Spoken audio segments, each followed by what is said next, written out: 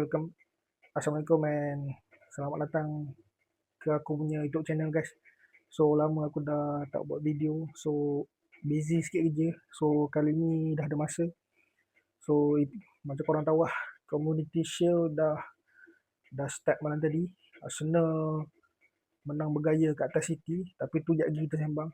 Untuk video kali ni aku nak sembang pasal preview EPL yang kita akan go through kalau boleh semua tim lah, tapi tengok lah mana yang sempat. So untuk video kali ni kita start dengan defending champion Arsenal. So let's go. Okay, so first kita start dengan throwback lah. Orang kata apa, sejarah yang manis kita kena sembang kan, supaya kita rasa bangga. So last season Arsenal satu trofi, dan trofi keramat yang dah diidamkan sejak beberapa musim, hampir 22 tahun, lebih kurang hampir 22 tahun setelah kali terakhir Arsenal menang EPL 2004 tak silap aku. Kalau aku salah betul kan. Zaman Arsenal Wenger, The Invisible. So setelah 20 tahun lebih akhirnya Arsenal berjaya julang EPL last season. And then UCL kantoi final, kalah dengan PSG penalti.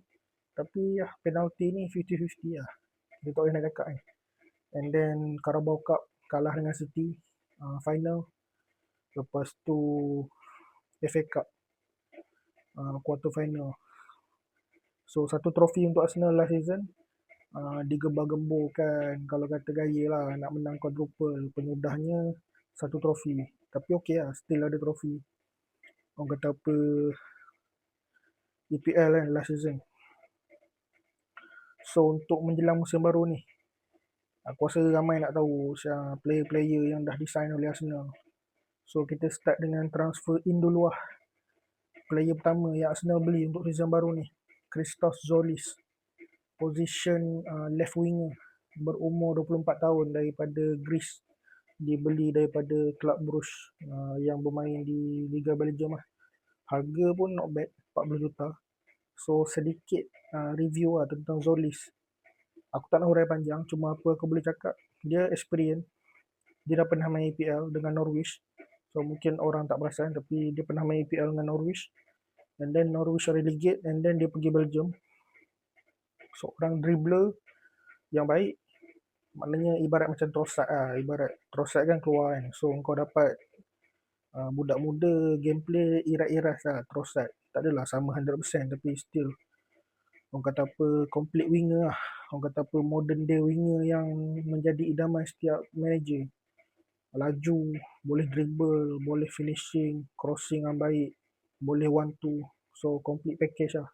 And then work rate tinggi, maknanya dia bila bertahan dia drop, bila serang dia naik. Dia bukan winger yang tunggu nak swap bola. And then Bruno G daripada Newcastle, game rush, harga 87.5 juta. Aku terkejut juga dia sanggup pergi Arsenal sebab dia dah jadi legend kat Newcastle kan. Tapi ya, maybe salah satu faktor Eddie Howe lah. Eddie Howe pun keluar daripada Newcastle. Aku tak pasti kenapa. Aku tak research lagi kenapa dia keluar daripada Newcastle. Tak pasti sebab performance ke, ada konflik dengan atasan ni. Tapi ya, satu bom buzzer yang orang kata apa, berita yang mengejutkan, itu menyebabkan Bruno G ke Arsenal, kelab idaman dia. And then Ian Meslier, goalkeeper. Aku tak pasti dia ni second choice ataupun third choice, tapi still satu pelaburan yang berbaloi oleh Arsenal. Umur muda lagi, 26 tahun. EPL proven, experience. Pernah main dengan Leeds. Yeah, so not bad. And then transfer out. Takkan nak tahu siapa yang beli kan, mesti nak tahu siapa yang keluar. So first, macam aku cakap tadi lah, Leandro Trossard pergi ke Besiktas dengan harga 18 juta. And then Jakub Kiwior, defender daripada Poland, pergi ke Porto dengan harga 17 juta. And then Christian Nogat dijual ke Everton dengan harga 8.15 juta. Figure ni aku tak pasti accurate ke tak accurate, sebab aku ambil daripada laman web transfer market. Tapi itulah yang figure yang aku dapat. And then Hein, tak pasti aku sebut betul ke tak, goalkeeper muda, dijual ke Werder Bremen dengan harga 3 juta euro. So itu sedikit sebanyak lah preview untuk Arsenal untuk season baru. Aku tak pandai nak buat video yang lagi detail sebab ni first video aku untuk segmen preview team.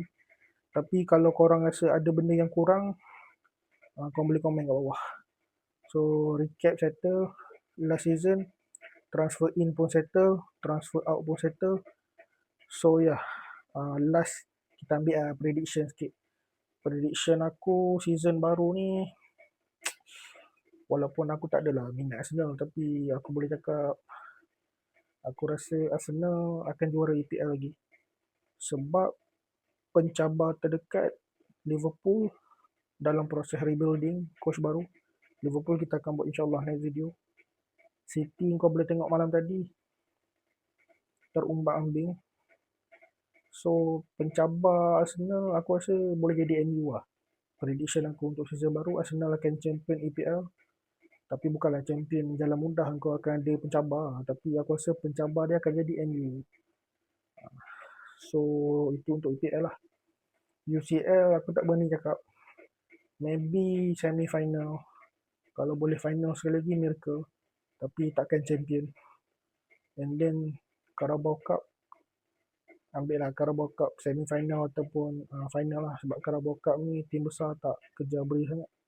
And then FA Cup, FA Cup ambil lah semi final atau final lah. Sebab kau dah favourite kat England, so trofi-trofi domestik ni boleh kau sapu semua lah. So itu prediction aku lah. So untuk video next, insyaAllah kita akan cover the next big team. Mungkin Liverpool, Chelsea ataupun Spurs, MU. So nantikan. So harap korang enjoy video aku. And then korang komen lah kat bawah apa yang kurang dari segi semua lah. Kalau lighting aku kurang, komen. Kalau audio aku kurang, komen. And then editing aku